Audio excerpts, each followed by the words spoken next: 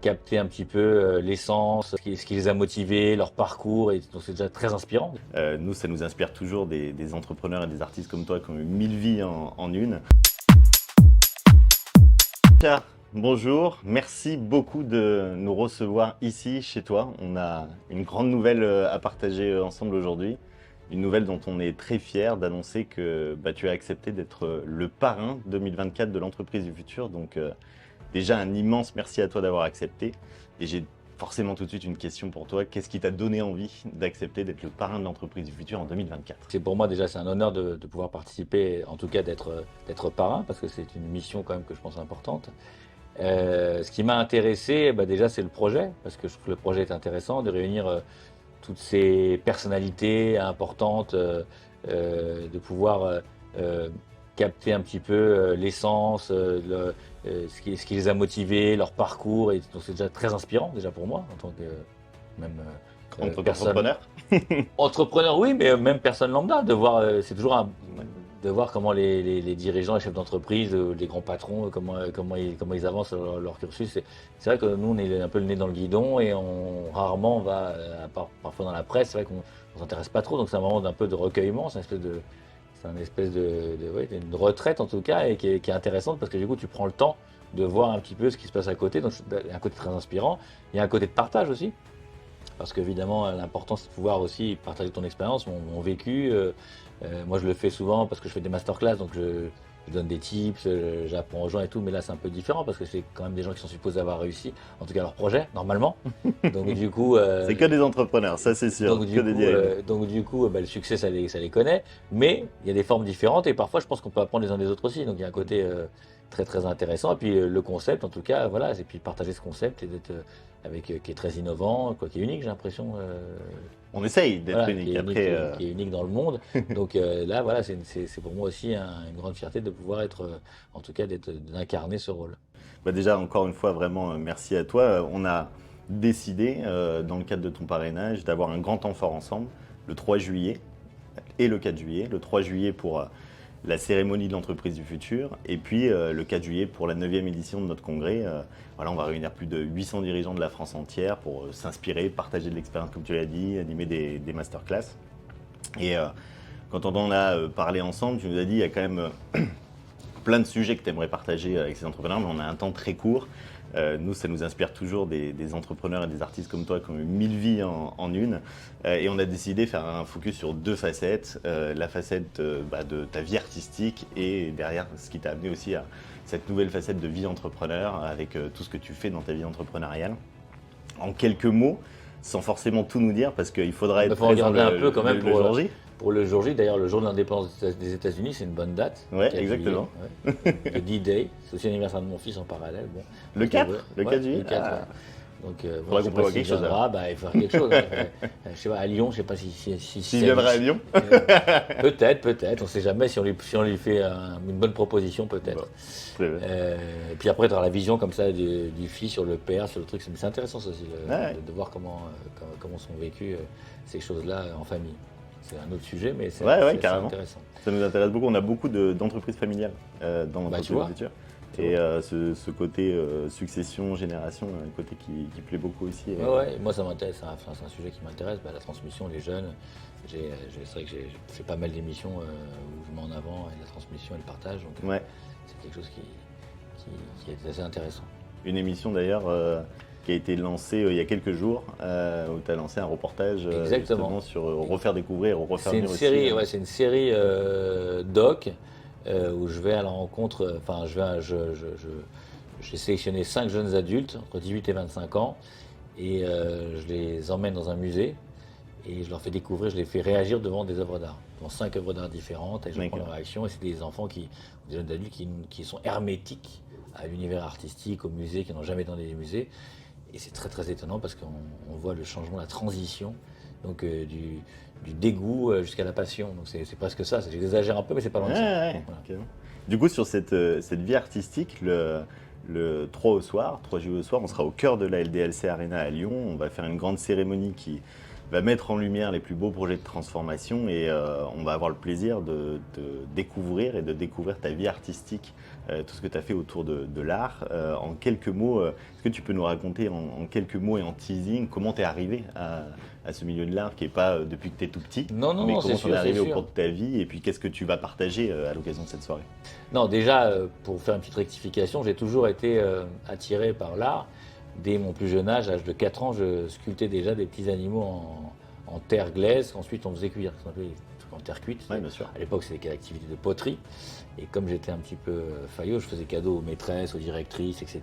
Et j'avais besoin déjà de séduire, de plaire à travers donc, ces animaux. Et j'étais réputé pour faire des éléphants voilà, qui ont traversé. Donc, voilà. Canon. Donc, et j'ai toujours, à tous les âges, à toutes les périodes de ma vie, j'ai toujours été connecté à cette activité artistique. J'ai arrêté ça à l'âge de 12 ans, 11-12 ans, parce que c'était pas très glamour à l'époque. C'était un peu comme faire du macramé ou du tricot. Hein. Donc c'était plus le foot. Enfin, je faisais du foot aussi, mais après il y a les motos. Et ben voilà, en tout cas pour séduire, c'était plus le truc qu'il fallait. Aujourd'hui, c'est beaucoup plus. Ça marche mieux aujourd'hui. Quand c'est une activité artistique, c'est très en vogue. Mais à l'époque, c'était vraiment un truc. Voilà. C'était un artiste, quoi. C'est pas pour les garçons. Bah, c'est pas pour les garçons surtout. Ouais. C'était plutôt un truc de filles. Ouais, Hey. bah oui, tu sais, les tricots, le machin, la poterie. Enfin, enfin nous, à notre époque, c'était ça. Quoi. Je suis très vieux, c'est pour ça aussi. Et voilà, et donc ça, c'est quelque chose qui a traversé ma vie, toutes mes expériences professionnelles. Et à un moment de ma vie, effectivement, j'étais malheureux dans mon costume. J'avais réussi pas mal de choses professionnellement, mais ça me remplissait pas. J'avais l'impression Il te manquait d'être quelque à chose. 5%, même pas, utiliser mes capacités à 5% ou 10%.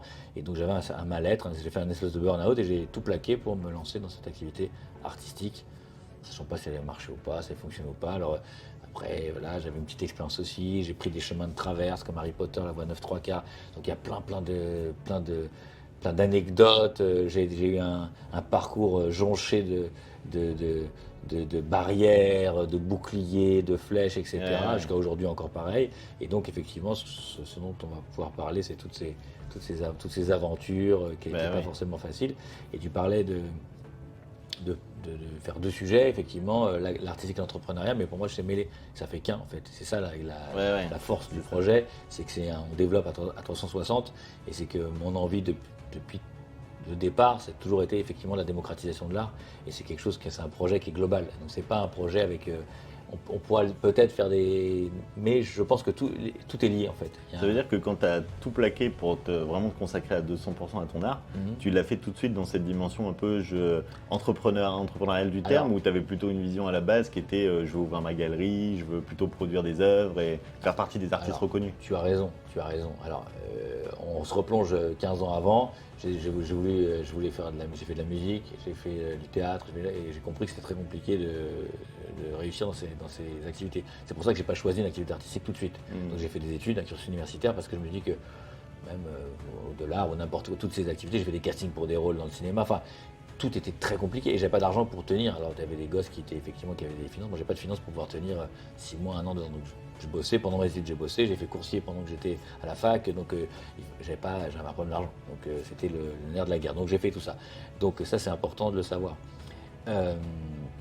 Et effectivement, tu as raison et tu me remets dans le bon truc. Au départ, j'étais un petit peu, mais c'est vrai que ça n'a pas duré longtemps, j'étais un peu un idéaliste. Je me suis dit, bah tiens, je vais faire une sculpture, je vais faire de l'art, et puis on n'attend plus que moi. Ils sont là, ils vont être les bras devant, dire, oh, mais quelle merveille, Richard Orlinski, mais bienvenue dans le monde de l'art. Bah oui, bah, c'est super, votre sculpture, on va vous la mettre là, va être là, et puis ça va fonctionner, vous allez être vendu, puis voilà, puis tout va bien.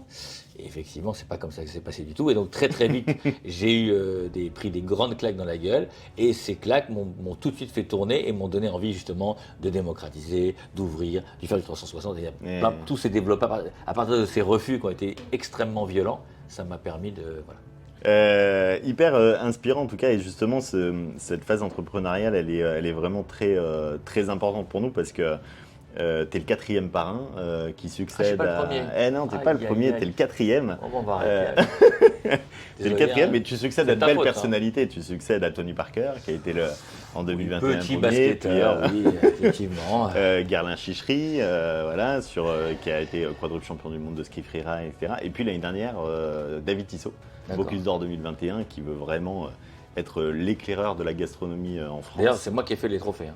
Les De Bocuse. Ah Oui, oui, ça c'est vrai que fait c'est toi qui depuis fais 9 ans que je fais les Bocuse. D'accord. Les Bocuse d'or, d'argent, de ce que tu veux. Donc c'est moi qui ai fait la sculpture des Bocuse. Voilà. Ah, génial. Donc je suis déjà un peu rentré dans votre écosystème grâce à votre parrain précédent. Exactement.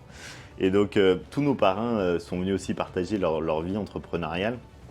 Tu vas avoir un engagement vraiment fort et particulier à ce congrès parce qu'effectivement, tu vas nous partager un peu ta vie entrepreneuriale en ouverture de congrès et ça ferait plaisir que tu m'en donnes quelques avant-goûts de ce que tu aimerais partager. Mais tu vas aussi être en action dans une masterclass. Tu vas prendre le temps avec un groupe beaucoup plus fermé de travailler et d'échanger sur notamment tout ce que tu fais toi aujourd'hui dans les collaborations et dans ton business entre l'art, les marques et tout ce que l'on peut faire.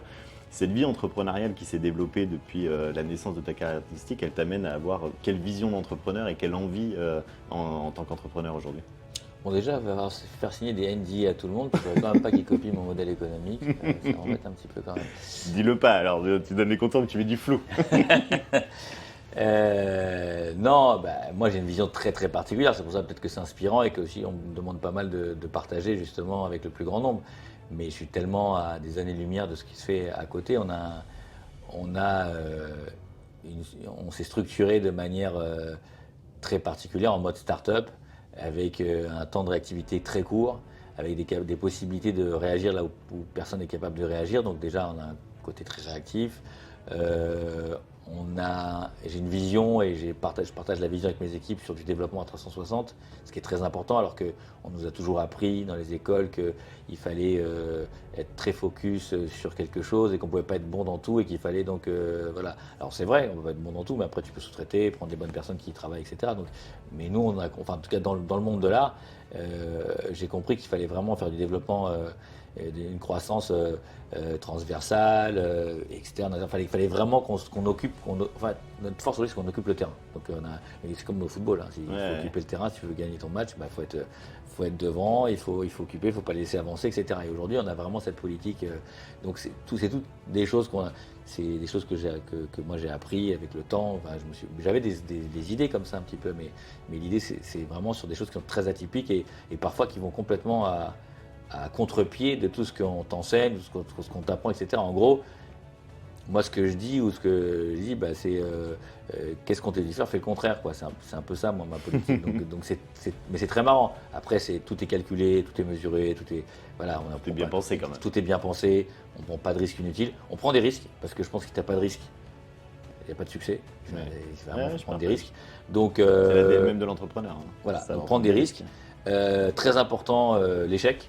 Parce que sans échec, pour moi, il n'y a pas de succès non plus. Donc la culture de l'échec, le mec qui veut pas, c'est le mec qui fait pas d'échec, il n'essaye pas et puis il n'arrivera à rien. Donc tout ça, c'est des choses qu'on a développées à leur paroxysme et on a vraiment des concepts, des keys, des tips, plein de manières de faire les choses dans la gestion humaine, dans la manière de se développer, dans la com. On travaille avec des gros groupes. Et on se rend compte que finalement, ils ont encore des méthodes archaïques qui datent qu'on est beaucoup plus connectés, de travailler avec des gens qui sont connectés au monde d'aujourd'hui. Donc, c'est un peu compliqué à dire, mais forcément travailler avec des jeunes. Il y a des métiers, pour rester connecté, c'est très compliqué parce que tu es vite dépassé. Donc, il y a toujours des nouvelles choses qui se passent, notamment dans les réseaux sociaux, par exemple, ou des choses comme ça. Il faut être vraiment à la pointe du progrès. Et même des boîtes qui ont pignon sur rue, etc., où les mecs qui sont dans leur truc, et si tu n'as pas cette fraîcheur, cette nouveauté, cette expérience, ce truc qui vient de la rue parfois ou qui vient d'un pays étranger, etc., tu l'as pas, quoi. Donc il y a pas mal de petits détails comme ça qui font que, voilà, donc j'en ai dit beaucoup là quand même. Hein. Non, mais c'est un peu trop là d'ailleurs. C'est même pas la peine que je les gagne. Pour finir sur ton côté entrepreneurial, je ne sais pas si tu as les quelques chiffres avec combien de marques vous avez collaboré avec Orlinski Group depuis des années, mais c'est des centaines, des milliers. C'est beaucoup, non, des milliers peut-être pas, mais parce qu'on est une petite boîte, mais on a collaboré avec beaucoup, et puis il y a des collaborations qui sont toutes diverses et variées. C'est-à-dire des collaborations, petites collaborations, grandes collaborations, collaborations d'image, collaborations caritatives, collaborations financières. Enfin, il y a vraiment, l'intérêt surtout, c'est la diversité des collaborations.